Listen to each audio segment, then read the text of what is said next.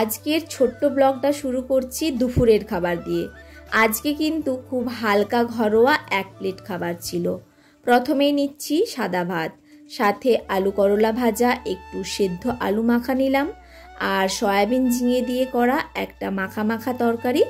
সবটাই ঘরোয়া রকমের, কিন্তু খেতে ভীষণ তৃপ্তিদায়ক। খেতে বসে গেছি আমি আর আমার শাশুড়ি মা। গল্প করতে করতে আমাদের খাওয়া হয়ে গেছে। ভাত খেয়ে একটু বিশ্রাম নিলাম। তারপর বিকেলের দিকে ভাবলাম আমার সোনার জন্য একটু সুজি বানাই। প্রথমে কড়াই বসিয়ে একটু ঘি দিলাম।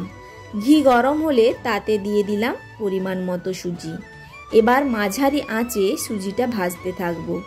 সুজির কালারটা সাদা থেকে একটু লাল হয়ে আসলে তখন দেব 1 ডাবুর মতো দুধ আর একটু জল ঢেলে দিলাম কড়াইতে। সুজিটাকে ফুটতে দিলাম ওই 10 মিনিটের মতো। ভাবলাম এই ফাঁকে ঘরের কিছু ছোট্ট ছোট্ট কাজ সেরে নিই। বাইরে দেওয়া জামা কাপড়গুলো শুকিয়ে গেছে, সেগুলোই প্রথমে তুলে নিয়েছি। তারপর বাড়ির উঠোনটা ঝাঁট দিয়ে নিচ্ছি।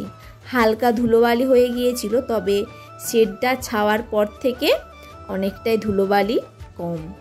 এগুলো সারতে সারতে এসে দেখি সুজি ফুটে গেছে, তাই মিষ্টির জন্য একটু জাগেরি পাউডার দিয়ে নেড়ে চেড়ে নামিয়ে নেব।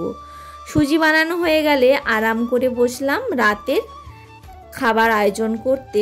আজ রাতের মেনুতে থাকছে ঝিঙে ভাজা, তাই ঝিঙেগুলো ভালো করে ধুয়ে বটিতে খোসাগুলো ছাড়িয়ে ছোট্ট ছোট টুকরো করে কেটে রাখলাম রাতের রান্নার জন্য। এইভাবেই কেটে গেল আজকের দিনটা, একেবারে সাধারণ।